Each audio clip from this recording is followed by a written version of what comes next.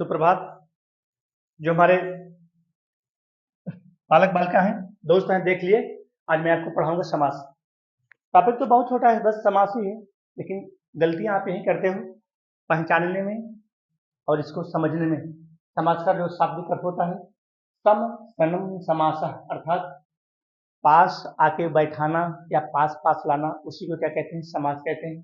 दोस्तों, आज मैं आपको समाज की लगभग 5 से 6 परिभाषाओं ऐसी बताऊंगा जहां से परिभाषा को उठा करके भी प्रश्न को बना लेता है। परिभाषा को उठाएगा, कंटेंट को उठाएगा, वहां से प्रश्न को उठाएगा। तो चीजों को अब बार बार रटना बंद कर दीजिए, चीजों को समझने की कोशिश करें।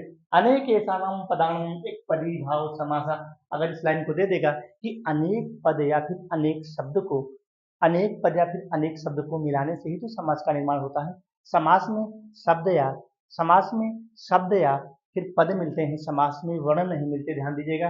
तो इसी पहली परिभाषा हो गई। दोस्तों, मैंने एक एक परिभाषा को आज 5 किताबों से 5 परिभाषाओं को लिया है। मैं आपको बुक भी दिखाऊंगा कि मैंने किन बुकों का यूज किया है। अनेक पदों का मिलकर एक हो जाना या एक पद, ठीक है, समास कहलाता है। जैसे हमारे राज्ञा पुरुष हो गई, और पदों का संक्षिप्त हो जाना क्या है, संक्षिप्तीकरण। इतना तो आप जानते हैं। तो हम थोड़ा सा आगे चलते हैं।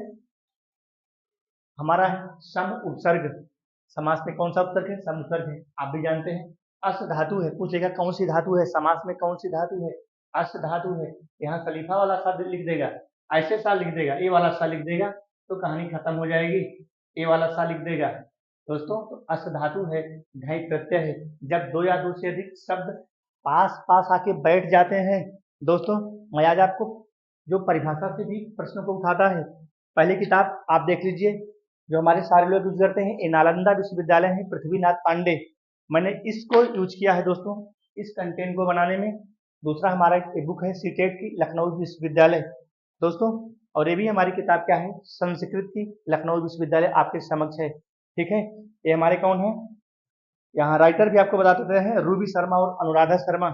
और दोस्तों, जो ये एथेंटिक किताब है, हमको प्रचार नहीं करना है, मैं जहाँ से पढ़ रहा हूँ उसी से आपको पढ़ा भी रहा हूँ। आधुनिक हिंदी व्याकरण और रचना ये वासुदेव शरण, ठीक है। ये वासुदेव नंदन है, प्रसाद जी हैं, ठीक है। मैं इस किताब को इसमें यूज किया हूँ। मैं प्रचार नहीं कर रहा हूँ दोस्तों, आप बुक खरीदिए, मैं किताब के लिए नहीं प्रचार कर रहा हूँ। और अगली हमारी किताब है, जो हमारे व्याकरण के गुरु हैं, ये आपके सामने है, कामता प्रसाद जी हैं, श्री कामता प्रसाद गुरु जी हैं, ठीक है दोस्तों। और मेरी जो अंतिम किताब है जो मैंने यहाँ प्रयोग किया है, हरदेव बाहरी जी हैं, डॉक्टर हरदेव बाहरी जी हैं। और दोस्तों, जहाँ मैं पढ़ाता हूँ, ये कक्षा 10 की हमारी संस्कृत है, तो मैंने सोचा कि 5 परिभाषा, मैंने 6 अलग अलग बुकों से 6 परिभाषा को ढूंढा है। उन परिभाषा से उठा के कंटेंट को बना देगा। जहाँ विभक्ति का लोप हो जाए, उसका अर्थ प्रतीत होता है, अनेक पद मिलकर एक पद के रूप में परिणत हो जाते हैं। जहाँ विभक्ति का लोप हो जाए, कौन सा समास होगा, तो फिर चक्कर आ जाएगा दोस्तों, फिर ढूंढ ही नहीं पाओगे। तो कंटेंट को पढ़ो और बार बार क्वेश्चन को रटना बंद कर दो। अगर कोई भी परीक्षा अच्छे से क्वालिफाई करना है तो उसके वेज को समझो। समास में 2 पद या शब्द को मिलाकर बनाए गए समस्त पद या सामासिक पद। सामासिक पद का मतलब ये है कि जो उसके पद हैं या फिर शब्द हैं, जब मिल करके एक होते हैं तो उसी को सामासिक पद कहा जाता है, ठीक है। अगला है दो से अधिक शब्दों का परस्पर संबंध बताने वाले शब्दों अथवा प्रत्ययों का लोप होने पर, प्रत्ययों का लोप होने पर, इसको गुरु जी ने बताया है। हमारे जो कामता प्रसाद गुरु जी हैं, यह इनकी परिभाषा दी हुई है। पहले एक परिभाषा में, एक किताब में एक ही परिभाषा मिलती है, ठीक है। तो अलग अलग किताबों से अलग अलग परिभाषाओं का मैंने निचोड़ निकाला है आपके लिए। नया शब्द बनता है, ठीक है, सामासिक पद कहते हैं। जैसे हमारा क्या होगा, प्रेम सागर, प्रेम का समुद्र, ठीक है, प्रेम का समुद्र। तो यहाँ तो हो गया प्रेम का समुद्र। तो जो इसमें विभक्तियां होती हैं, द्वितीय तृतीय चतुर्थी पंचमी षष्ठी और सप्तमी, उसके अलावा दोस्तों और समाज से, जो तत्पुरुष समाज है उसके 4 भेद होते हैं, वहां से प्रश्न उठाता है, फिर आपको दिखाता हूँ, ठीक है। और यहाँ देखते हैं, जो हमारा तीसरा पेज है, यहाँ भी परिभाषा है, समास में 2 पद अथवा समास में 2 पद या शब्द को मिलाकर बनाए गए हैं, समस्त या समासिक पद कहते हैं। तो पीछे वाले से मैच कर रहा है, 2 से अधिक शब्दों का परस्पर संबंध बताने वाले प्रत्ययों। चलो ठीक है भाई, ये हमारा हो गया है। अभी हमारा आ जाता है क्या, समास। समास के मुख्य रूप से 4 भाग हैं, अव्ययी भाव समास, तत्पुरुष समास, ठीक है, द्वंद्व समास और बहुब्रीहि समास। तो बाकी ये जो बहुब्रीहि समास के भी भेद हैं और तत्पुरुष समास के इतने भेद हैं जहां से प्रश्नों को परीक्षा में उठाता है। ठीक है, अलुक प्रत्यय, नई प्रत्यय, नई प्रत्यय, तो नई तत्पुरुष, अलुक तत्पुरुष, नई तत्पुरुष, प्राक तत्पुरुष और उपपद तत्पुरुष, हमको इसी को पढ़ाना है दोस्तों।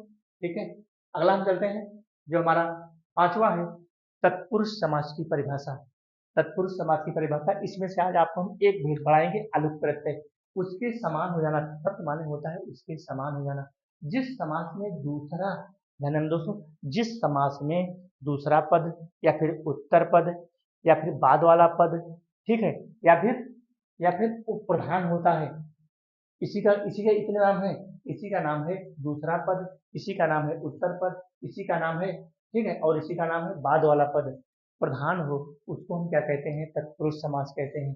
इस समास में पहला पद संज्ञा फिर या विशेषण होता है। जो पहला पद होता है संज्ञा विशेषण और जो दूसरा होता है विशेष होता है। अब पूछ लेगा कि किस समास में पहला पद संज्ञा या विशेषण होता है, तो फिर चक्कर आ जाएंगे।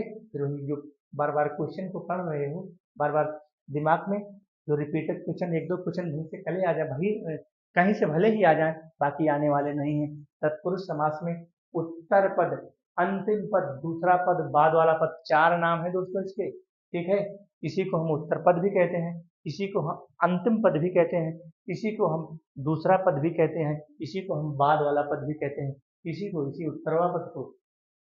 ठीक है, इस परिभाषा को मैंने यहाँ से लिया है, जो हमारे वासुदेव नंदन जी हैं, इनकी परिभाषा है तत्पुरुष समास की, यहाँ से मिला है। आपके पास भी बुक होगी, आप देख सकते हैं। इस समास में प्रथम पद विशेषण संज्ञा और द्वितीय पद क्या होता है? विशेष होता है।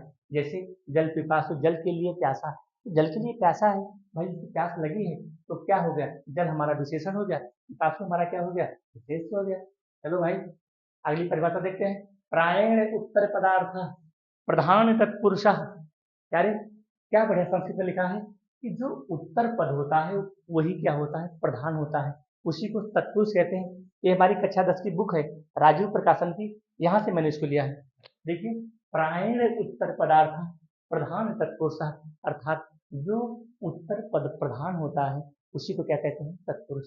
ये भी परिभाषाएं हैं। समस्त पद में उत्तर पद, दूसरा पद, बाद वाला पद या फिर जो शब्द प्रधान हो, ये इतने सारे नाम हैं दोस्तों। एक परिभाषा में अगर इसमें से ए वाला पूछ लिया, ए वाला पूछ लिया, ए वाला पूछ लिया, तो फिर आप कंफ्यूज हो जाओगे कि क्या पूछ रहा है। तो इन चीजों को समझ लो, कंटेंट को समझ लो, पूर्व पद क्या है, उत्तर पद क्या है, मध्य पद क्या है, सब चीजों को जानो। अगला पूछ लेगा परिभाषा में, कंटेंट से पूछ लेगा कि किस समास में द्वितीया से सप्तमी विभक्ति का लोप होता है, तो फिर चक्कर आ जाएगा, फिर ढूंढे नहीं पाओगे। किस समास में दो उपभेद होते हैं, यहाँ से भी तो परिभाषा से बनाएगा। अब वो जमाना गया रनिंग क्वेश्चन वाला। तो कर्मधार, इसमें तत्पुरुष समास के दो उपभेद हैं, कर्मधारय और दिगु। कर्मधारय का उपभेद है दिगु, ठीक है, और इसमें उत्तर पद की प्रधानता होती है। इसमें प्रथम पद गौण रहता है, इसमें इसमें क्या रहता है? प्रथम पद गौण रहता है, ध्यान दीजिएगा दोस्तों, प्रथम पद इसमें गौण रहता है।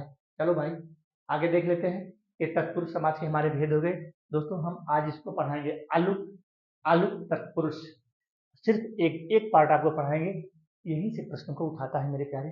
अलुक तत्पुरुष, नई तत्पुरुष, उपपद तत्पुरुष और प्रादि तत्पुरुष, इनकी भी मैंने चार परिभाषाएं आपको इन्हीं किताबों से ढूंढा है। चार परिभाषाएं हैं, सबकी चार परिभाषाएं हैं। और आज मैं आपको सिर्फ अलुक प्रत्यय पढ़ाऊंगा। देखो हमारा अलुक प्रत्यय है, लेकिन दोस्तों मैं इसको अगले वीडियो में बनाऊंगा। तो आप मैंने कहा कि आपको समास के बारे में बता दें। अगर हमारा वीडियो आपको अच्छा लगे तो लाइक कर दीजिएगा, सब्सक्राइब करिएगा मत करिएगा, लेकिन अब इच्छा आपकी है, जैसा भी हमारा कंटेंट आपको लगे, आपकी इच्छा के ऊपर है।